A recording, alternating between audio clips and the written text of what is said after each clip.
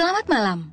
Kali ini kami dari Otsuka Jepang ingin berbagi cerita tentang kesuksesan produk yang sangat populer di Jepang dan di Indonesia. Banyak hal yang menarik yang bisa kita saksikan. Suatu hari di pabrik Otsuka Pharmaceutical di Tokushima, Jepang. Bagaimana? Lancar? Iya, Pak.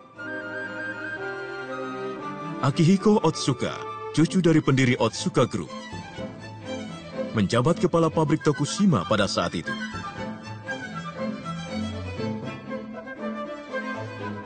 Ayah Akihiko, yaitu Masahito Otsuka, adalah seorang pimpinan perusahaan yang karismatik dan telah menciptakan berbagai produk terkenal seperti obat oles Oro 9H atau minuman Oronamin C, sehingga perusahaan menjadi sangat maju. Saya pun pasti akan menciptakan produk yang belum pernah ada. Akihiko punya tekad untuk mengembangkan produk yang dapat menjadi pilar perusahaan dengan tangannya sendiri. Ya, kalau begitu tolong ya. Maaf, Pak. Oh, Pak Harima, ada apa? Rokuro Harima, penanggung jawab pengembangan minuman. Pria ini dijuluki ahli rasa di perusahaannya dan juga yang menentukan rasa Oronamin C. Maaf, Pak. Ini sebenarnya... Bukankah ini cairan infus produk kita, iya kan? Bagaimana kalau cairan infus dijadikan minuman, Pak? Minuman cairan infus? Iya. Maksud Pak Harima? Begini, Pak. Saya pernah ke Meksiko beberapa waktu yang lalu, dan saya mendapatkan pengalaman yang mengkhawatirkan. Harima mengunjungi Meksiko untuk survei buah-buahan tropis dalam rangka pengembangan minuman terbaru. Tetapi, Harima mengalami diare parah karena situasi pengadaan air bersih setempat cukup buruk. Dia terpaksa diopnam di sebuah rumah sakit kecil yang fasilitas medisnya terbatas.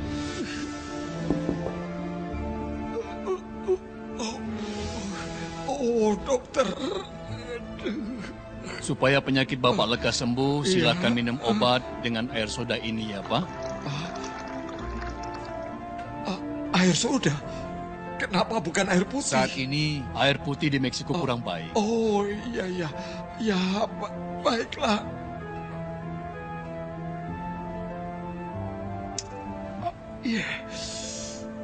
Baiklah, Pak, akan saya jelaskan. Air dan zat gizi tubuh berkurang secara drastis karena diare.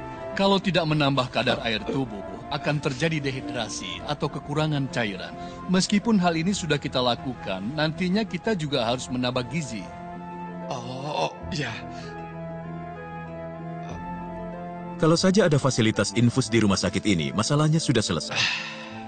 Pak Harima yang berpikiran seperti itu, tiba-tiba teringat kembali sebuah peristiwa. Saya pernah melihat seorang dokter minum cairan infus untuk menggantikan cairan tubuh yang hilang setelah selesai operasi yang berjam-jam.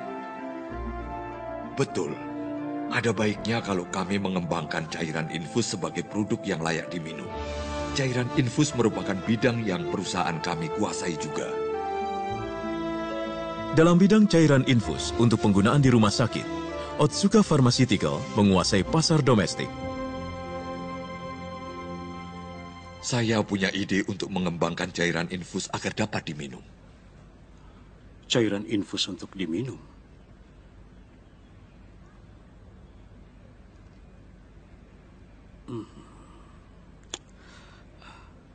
Mungkin saat ini belum waktunya, Pak Harima. Belum waktunya. 3 tahun kemudian, Akihiko menjadi presiden direktur Otsuka Pharmaceutical yang ketiga pada umur yang masih muda, yaitu 38 tahun. Permisi. Harima mendatangi ruangan presiden direktur dengan membawa seorang staf. Permisi, Pak. Staf itu adalah Akihisa Takaichi, anak buah Harima, seorang peneliti muda.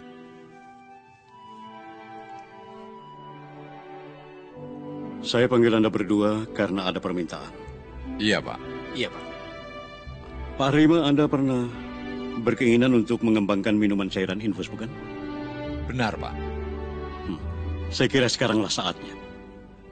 Oh ya? Saya dengar belakangan ini banyak orang senang berjoging.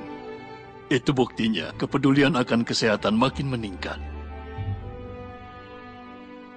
Pada saat itu, olahraga jogging sedang menjadi tren di masyarakat. Dan peralatan seperti alat olahraga lari sangat laris.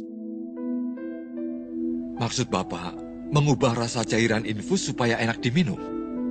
Tidak. Sebenarnya, Saya ingin menciptakan minuman kesehatan. Minuman kesehatan? kalau berkeringat, elektrolit seperti ion natrium atau ion kalium ikut keluar dari tubuh bersama air. Saya ingin menciptakan minuman yang komposisinya sama dengan keringat sehingga menambah elektrolitnya. Oh, begitu ya. Lalu, konsep rasa pun disampaikan secara jelas. Rasa yang tidak membosankan. Walaupun diminum setiap hari, harus terasa enak di tenggorokan. Enak di tenggorokan? Minuman kesehatan. Kata-kata Dirut menarik juga ya. Tapi enak di tenggorokan itu seperti apa ya, Pak? Takaichi, itulah tugasmu walau akan memakan waktu yang lama. Hah? Saya serahkan pengembangannya kepada kamu. Kepada saya? Iya, lakukan seperti yang kamu mau. Ya, baiklah, Pak. Harima menyerahkan pengembangan minuman kesehatan kepada Takaichi agar dapat membina peneliti muda tersebut yang akan memikul masa depan perusahaan. Takaichi langsung menuju ke sebuah tempat, yaitu sauna. Takaichi berpikir untuk menciptakan minuman kesehatan, pertama harus memahami keringat itu apa.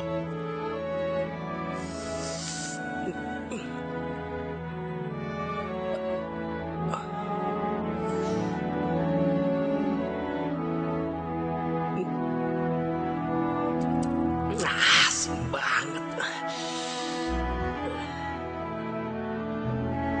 Lalu Takaichi berjalan-jalan di sekitar perusahaan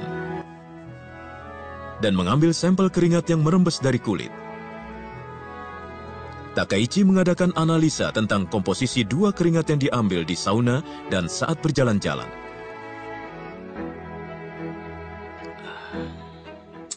Benar dugaan saya. Takaichi ingin memeriksa konsentrasi ion natrium, yaitu kadar garam, yang menjadi sebab asinnya keringat. Nilai konsentrasi sampel keringat di sauna jauh lebih tinggi. Keringat itu bukan hanya satu jenis. Setelah mandi di sauna atau berolahraga yang berat, konsentrasi kadar garam dalam keringat menjadi tinggi. Sedangkan konsentrasi kadar garam dalam keringat sehari-hari rendah. Minuman yang ingin kami ciptakan adalah minuman untuk menambah kadar air tubuh dalam kehidupan sehari-hari. Kalau seperti itu, kami lebih baik mengambil patokan pada keringat dengan konsentrasi kadar garam yang rendah.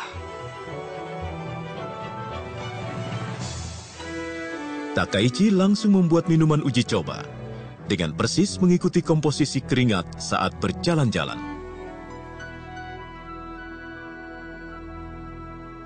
Pak Harima, Oh, Takaichi. ini minuman yang dibuat dengan komposisi keringat. Mohon dirasakan. Iya, iya. Oh, sudah jadi. Silakan, Pak. Ya, baiklah.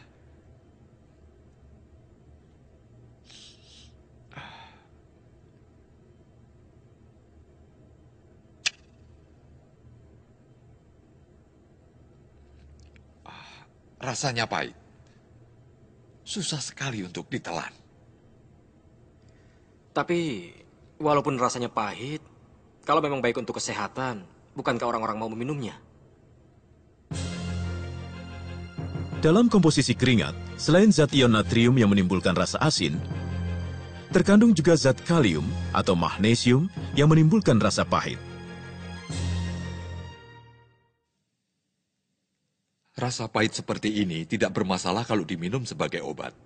Tetapi, apa yang ingin kami ciptakan ini adalah minuman ringan. Jadi, Jangan lupakan itu. Harima, seorang ahli rasa, yang dapat langsung menilai akan diterima atau tidaknya oleh konsumen, walaupun hanya secicipan.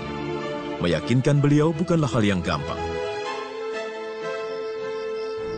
Dari pagi hingga malam, masalah penelitian tak pernah terlepas dari pikiran Takaichi. Ayo ayah, tolong bacakan ayah. Entah saya harus bagaimana. Pada hari libur pun, Takaichi membenamkan diri dalam penelitian. Dan akhirnya, terlintas ide untuk menambah zat pemanis alami untuk menghilangkan rasa pahitnya.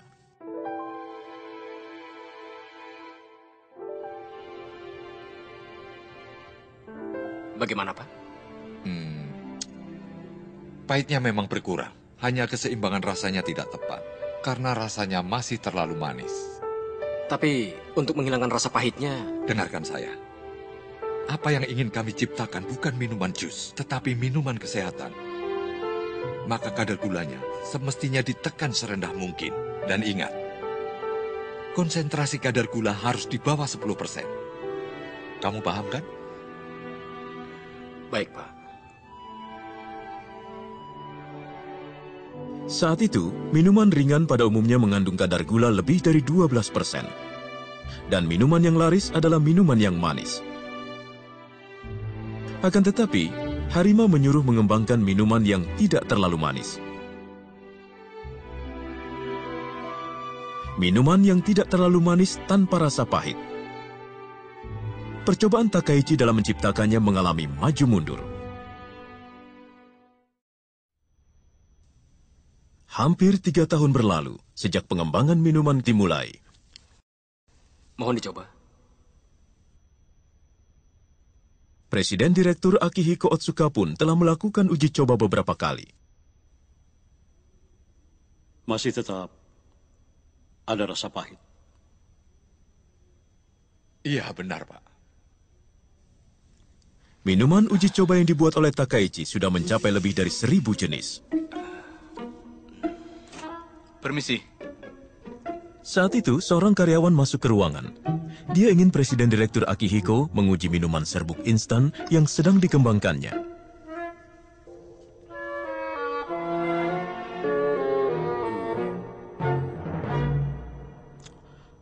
Minuman ini juga masih... Minuman ini juga masih sangat jauh dari sempurna. Lalu kemudian...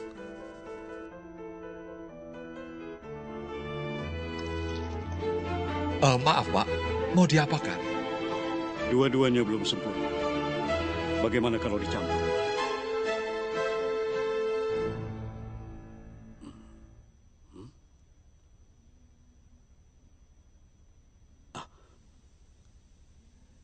Ini baru enak. Hah? Kalian boleh coba juga.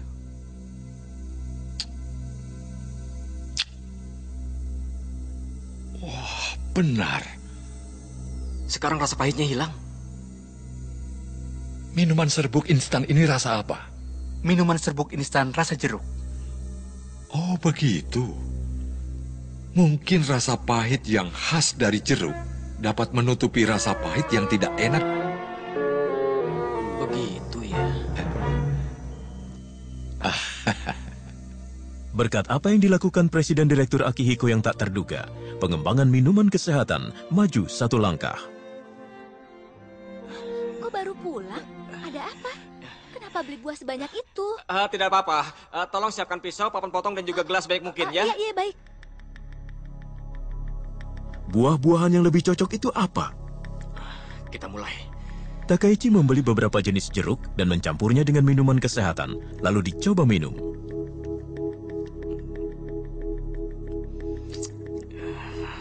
Ini bukan.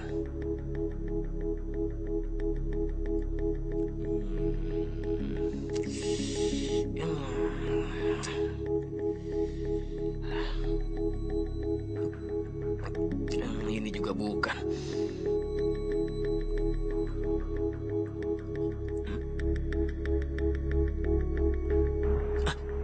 Ini dia.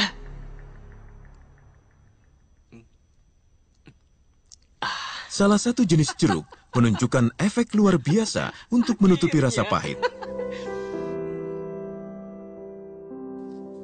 Buah apa itu sebenarnya? Hal itu merupakan rahasia perusahaan Otsuka Pharmaceutical sampai sekarang.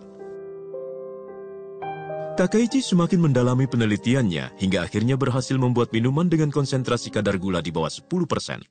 Takaichi menyeleksi 2 jenis minuman untuk uji coba pada tahap akhir. Yang ini dengan konsentrasi kadar gula 6,2%, sedangkan yang ini adalah 7%. Untuk memperoleh tanggapan yang objektif, Harima menyuruh peneliti-peneliti lain untuk ikut mencobanya. Terus terang, saya merasa lebih enak yang konsentrasi kadar gula 7%. Betul. Yang lebih encer terasa kurang sesuatu, Pak.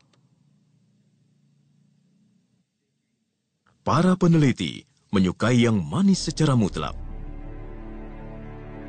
Namun Harima, ahli rasa, punya suatu ide.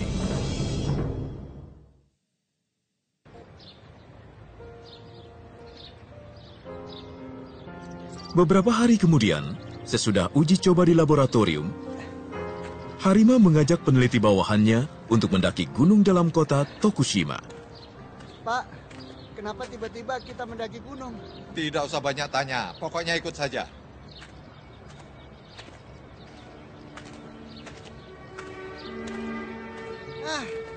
Akhirnya sampai juga. Setibanya di puncak gunung, Harima mengatakan, Mari, sekarang kita minum dulu. Minum apa, Pak? Harima menyuruh para peneliti untuk mencoba 2 jenis minuman A dan B. Sebenarnya minuman ini sama dengan minuman yang dicoba di laboratorium beberapa waktu yang lalu. Yang A sedikit kemanisan. Saya merasa B lebih enak. Saya juga merasa seperti itu, Pak. Yang A manis dengan konsentrasi kadar gula 7% dan B kurang manis dengan konsentrasi kadar gula 6,2. Padahal waktu dulu yang manis dengan 7% terasa lebih enak. Kenapa ya, Pak? Saat berkeringat, yang kadar gulanya lebih sedikit terasa segar dan lebih enak. Dan ini kan minuman kesehatan. Nah, makanya harus terasa enak diminum waktu beraktivitas.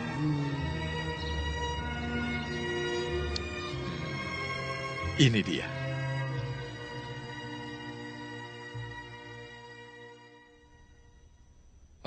Rasanya bagaimana, Pak? Ini yang kuinginkan. Baik. Dengan rasa ini saja.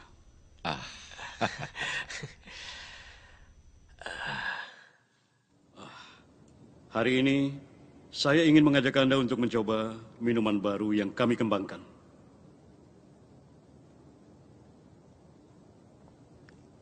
Pada hari itu, kebanyakan direktur pertama kali mencoba minuman kesehatan yang dikembangkan bertiga oleh Presiden Direktur Akihiko, Harima, dan Takaichi.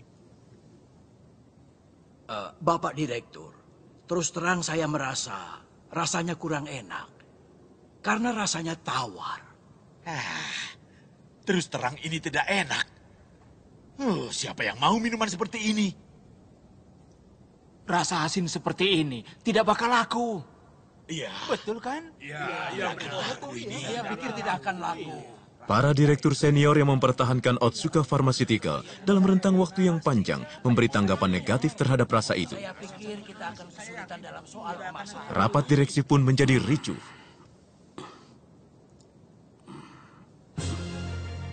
Lalu kemudian, Saya mengerti tanggapan Anda. Tetapi Anda saat ini meminumnya di ruangan rapat.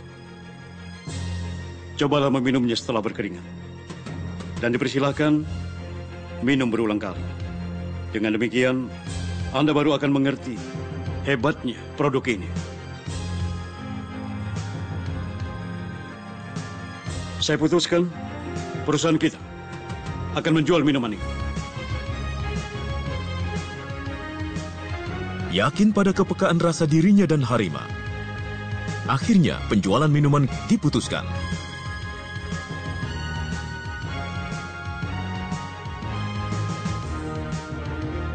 Produknya diberi nama Pocari Sweat, yaitu kata Pocari yang memiliki kesan menyegarkan, digabung dengan kata sweat yang memiliki arti keringat dalam bahasa Inggris. Pada bulan April tahun 1980, penjualan Pocari Sweat dimulai.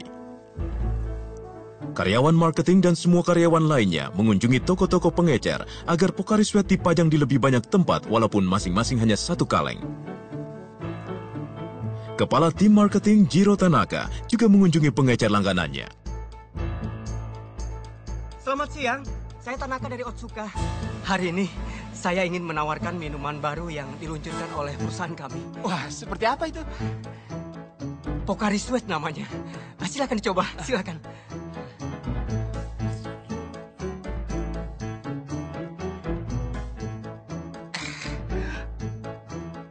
Ini tidak enak. Kalau begini, tidak bakal laku. Tolong jangan berkata begitu. Tolong dipajang 2 atau 3 kaleng saja. Tidak apa-apalah untuk percobaan. Tidak, saya yakin ini tidak laku. Rasanya tanggung, asin tidak, manis juga tidak. Saya bingung bagaimana cara menawarkan kepada konsumen. Begitu ya. Begitu juga di toko pengecer lain. Kalau rasanya seperti ini, tidak akan laku. Nggak manis. Maaf ya. Untuk mencoba menawarkan kepada konsumen secara langsung, dibukalah kios di berbagai event dan menjualnya dengan harga Rp10.000. Tetapi... Aduh, minuman apa ini? Benar. Rasanya aneh, nggak jelas. Masa minuman kayak gini suruh bayar? Maafkan kami.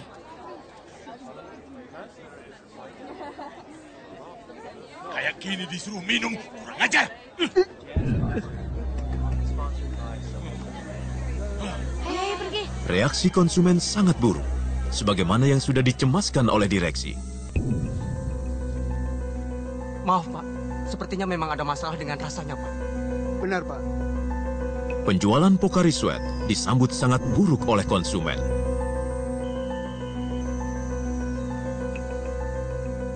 Pak Direktur?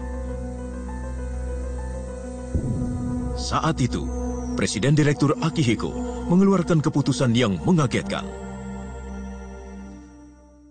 Bagikan dengan gratis. Hah?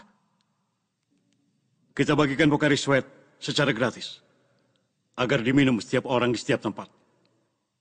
Dan dalam jumlah yang besar. Pak, berapa yang harus dibagikan? Tak terbatas. Hah? Keunggulan Pocari Sweat tidak bisa dirasakan kalau tidak diminum berulang-ulang. Jumlahnya tidak terbatas. Kita lakukan secara tuntas. Kalau begitu, kerugian kita semakin bertambah, Pak. Benar, Pak. Benar, Pak. Jangan pikir kenangkannya dulu.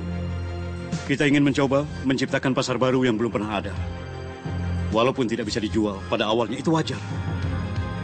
Yang paling penting sekarang, mensosialisasikan konsep produk secara tepat daripada menjual produknya. Dengan demikian, nantinya konsumen akan mengerti keunggulan Pocari Sweat. Penjualan akan meningkat belakangan.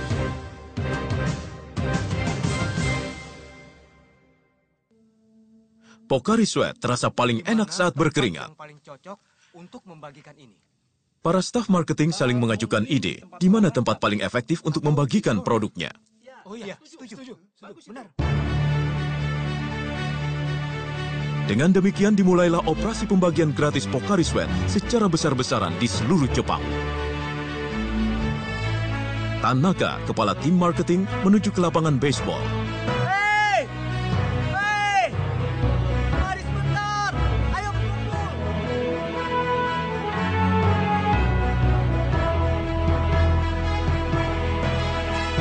Nah, anak-anak, kalian haus kan? Haus! Tunggu sebentar ya.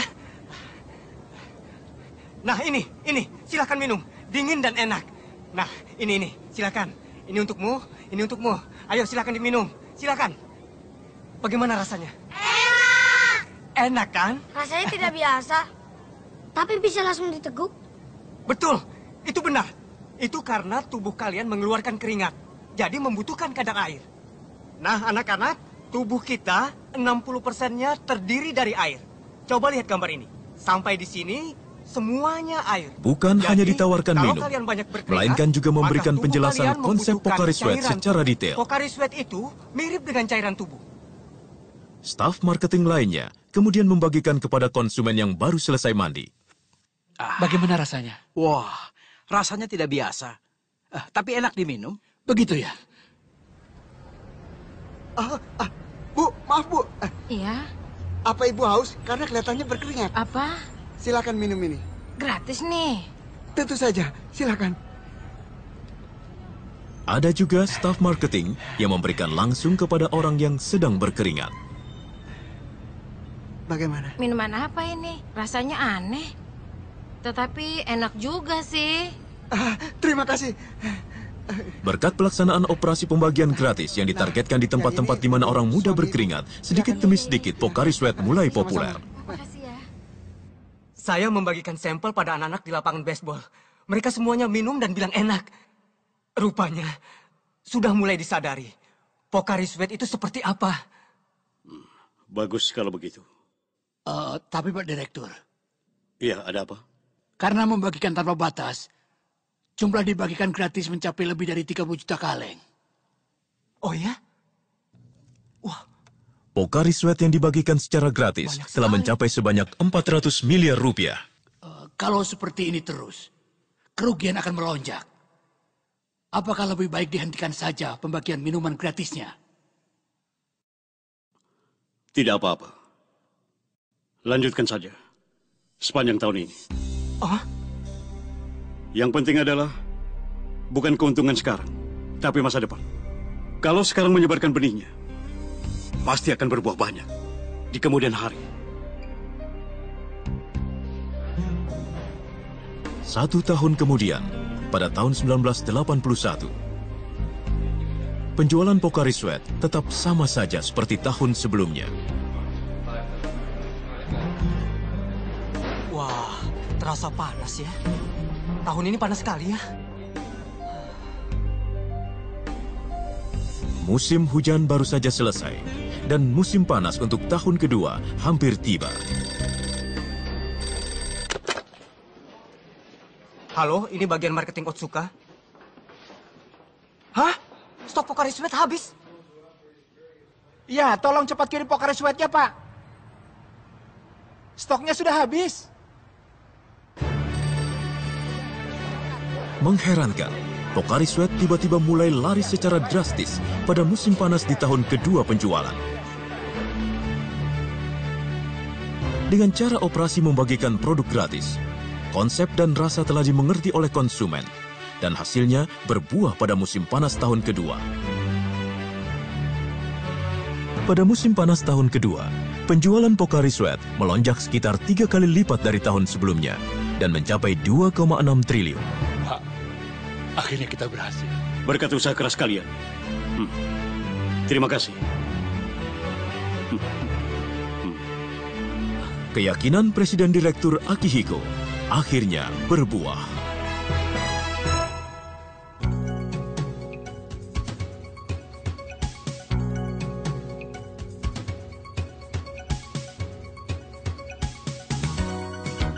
Di Indonesia dikenal ada bulan Ramadan dan diadakan yang namanya aktivitas promosi saat Ramadan. Orang-orang yang beragama Islam pada bulan Ramadan tidak boleh makan dan minum dari subuh sampai maghrib. Namun, kalau matahari sudah terbenam, baru boleh makan dan minum. Oh, begitu. Nah, pada saat itulah Pocari Sweat dibagikan secara gratis. Di sini juga dibagikan secara gratis ya? Benar. Oh. Saking lapar dan haus rasanya jadi enak sekali. Nama Pocari Sweat tersebar cepat dari mulut ke mulut dan larisnya luar biasa. Melihat peluangnya sangat luar biasa. Betul ya? sekali. Iya, benar sekali. Ada satu lagi cara pemasaran yang efektif di Indonesia. Cukup banyak orang yang tertular demam berdarah, penyakit tropis, dan diopname di rumah sakit. Iya, benar sekali. Lalu pembagian gratis diadakan di rumah sakit. Seperti itulah. Memang pembagiannya pun secara strategis. Iya. Dan telah dipikirkan di mana sebaiknya dibagikan, agar keunggulan produk manfaatnya paling bisa dirasakan. Pemirsa, itulah kisah sukses perjuangan Pocari Sweat. Sampai jumpa.